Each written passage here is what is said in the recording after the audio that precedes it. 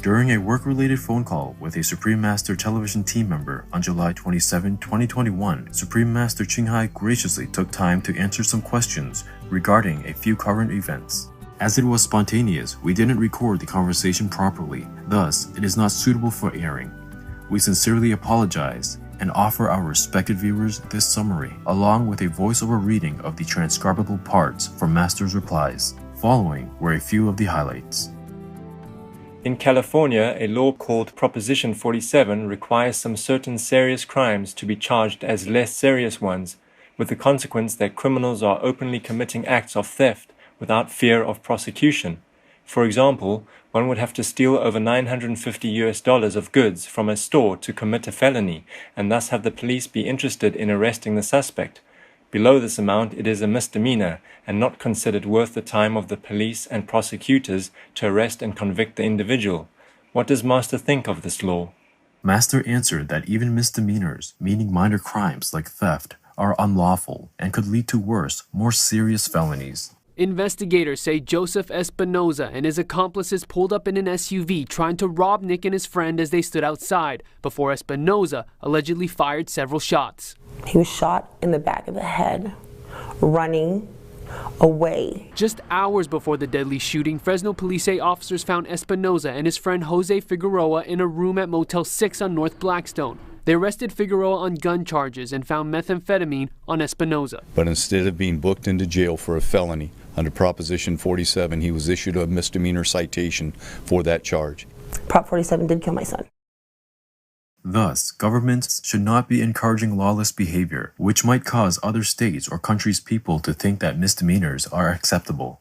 Also, after the California law was implemented, many small businesses and people have suffered from an increase in thefts. In some worst cases, businesses were forced to close, maybe due to fear of attack and loss of income. Master said this is not right, and so she does not agree with this law. In Master's words, they cannot, just because the prison is full, tell people to go out and steal.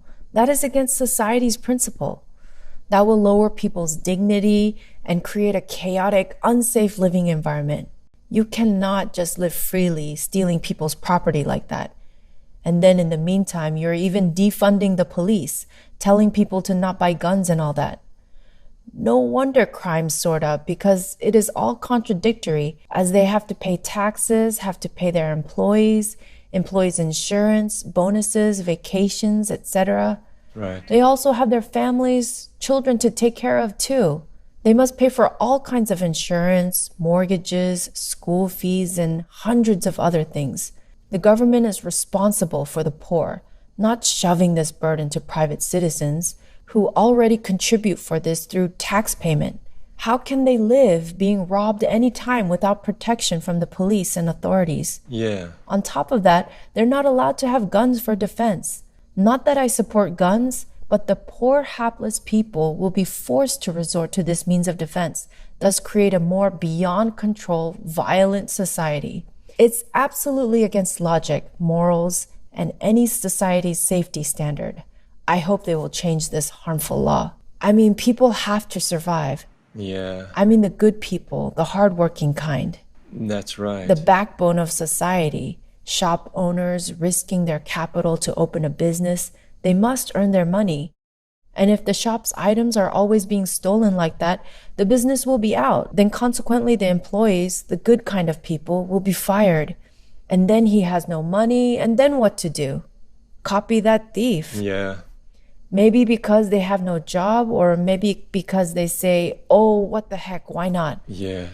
They work very hard, and that guy who does nothing can come in and take everything he likes.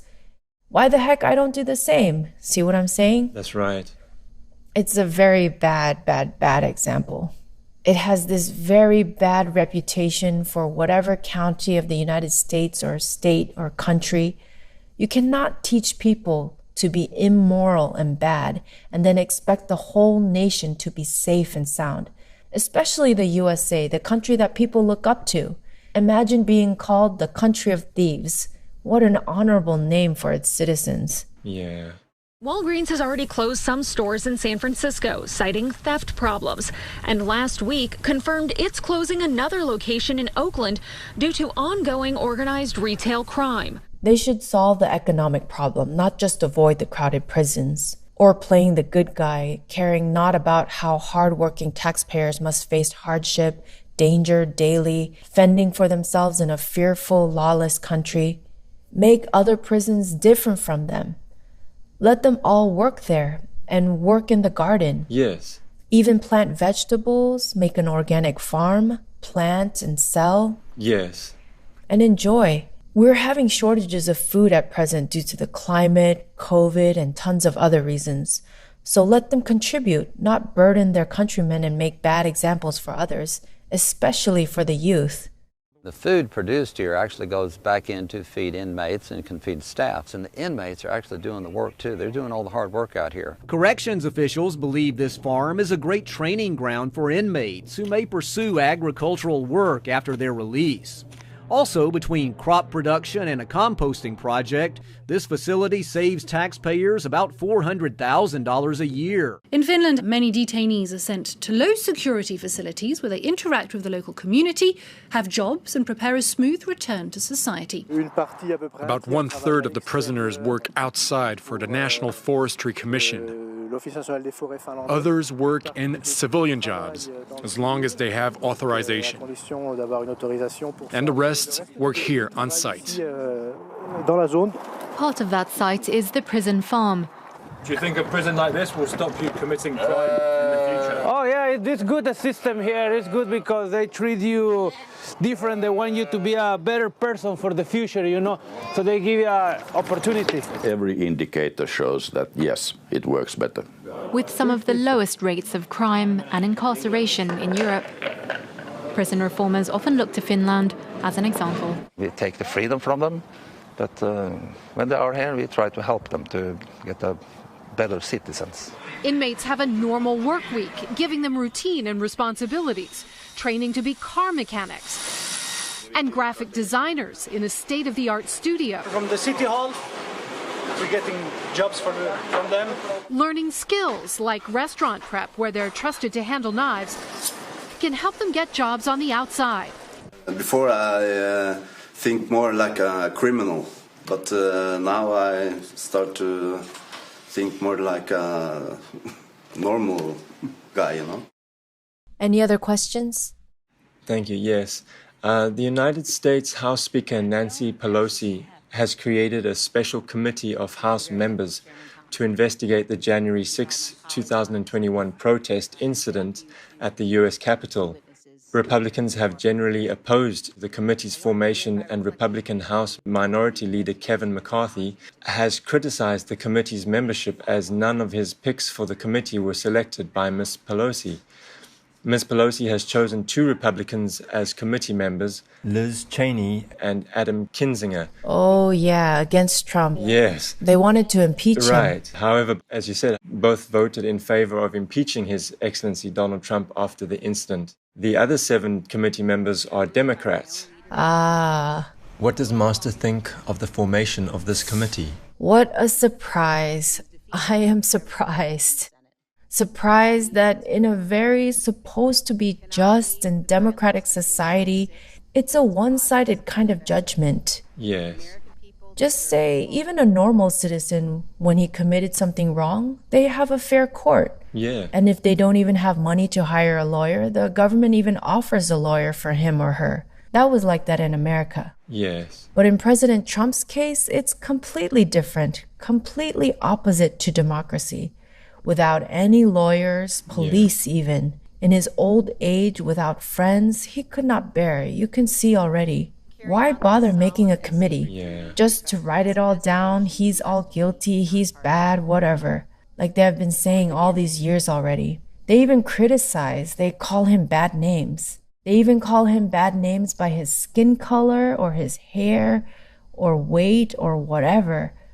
Oh, it's a terrible example of society. Yes, Master. They don't even respect his constitutional position as head of state. He's one of the elected, legally, fairly, correctly. Yeah. It's not a fair trial. You can see it already. Right. What's the use of the trouble of making a committee? Yeah. Just to make themselves a laughingstock again for the global elites?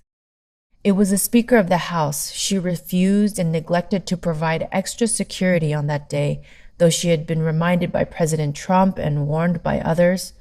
And now they blame Trump, all blaming him. It's not fair. And the Democrats make a bad reputation for themselves with witch-hunting tactics like this. Everybody can see it's one-sided and unfair.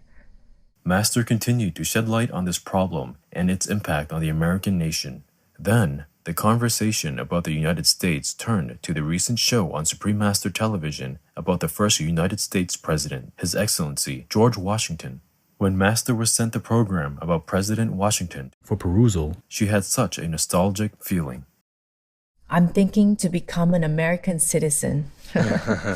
Feels like my own race. Yeah. He treated his enemy with love, you know, and respect. Oh, and that touched me a lot. That's why I love the country so much. Even just the clip that you have, I felt, I don't know, I just watched it again and again.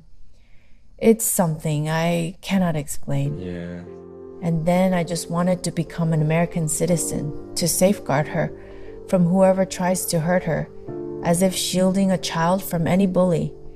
No, seriously, I was kind of taking sides, feeling sorry for the Americans.